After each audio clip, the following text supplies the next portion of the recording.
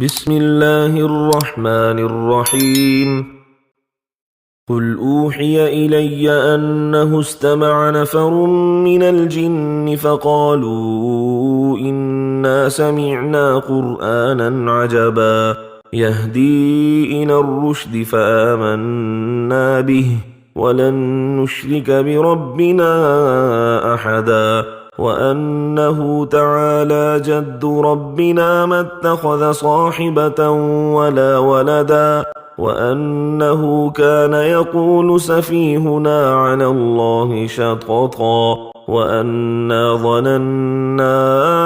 أن لن تقول الإنس والجن على الله كذبا وأنه كان رجال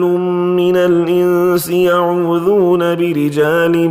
من الجن فزادوهم رهقا وأنهم ظنوا كما ظننتم أن لن يبعث الله أحدا وأنا لمسنا السماء فوجدناها ملئت حرسا شديدا وشهبا وأنا كنا نقعد منها مقاعد للسمع فمن يستمع الآن يجد له شهابا رصدا وأنا لا ندري أشر أريد بمن في الأرض أم أراد بهم ربهم رشدا وأنا منا الصالحون ومنا دون ذلك كنا طرائق قددا وأنا ظننا أن لن نعجز الله في الأرض ولن نعجزه هربا وأنا لما سمعنا الهدى آمنا به فمن يؤمن بربه فلا يخاف بخسا ولا رهقا وأنا منا المسلمون ومنا القاسطون فمن أسلم فأولئك تحروا رشدا وأما القاسطون فكانوا لجهنم حطبا وأن لو استقاموا على الطريقة لأسقيناهم ماء غدقا لنفتنهم فيه ومن يعرض عن ذكر ربه يسلكه عذابا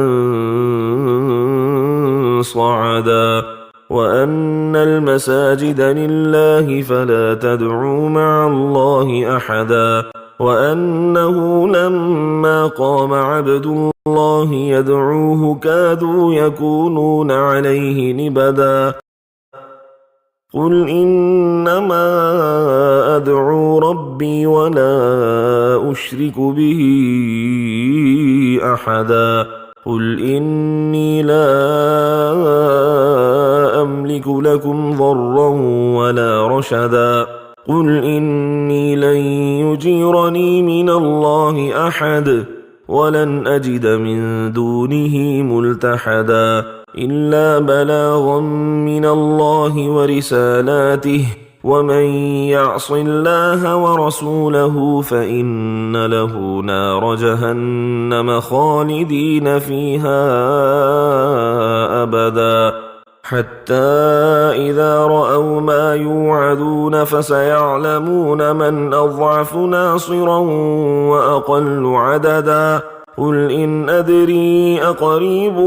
ما توعدون أم يجعل له ربي أمدا عالم الغيب فلا يظهر على غيبه أحدا إلا من ارتضى من رسول فإنه يسلك من بين يديه ومن خلفه رصدا ليعلم أن قد أبلغوا رسالات ربهم وأحاط بما لديهم وأحصى كل شيء عددا.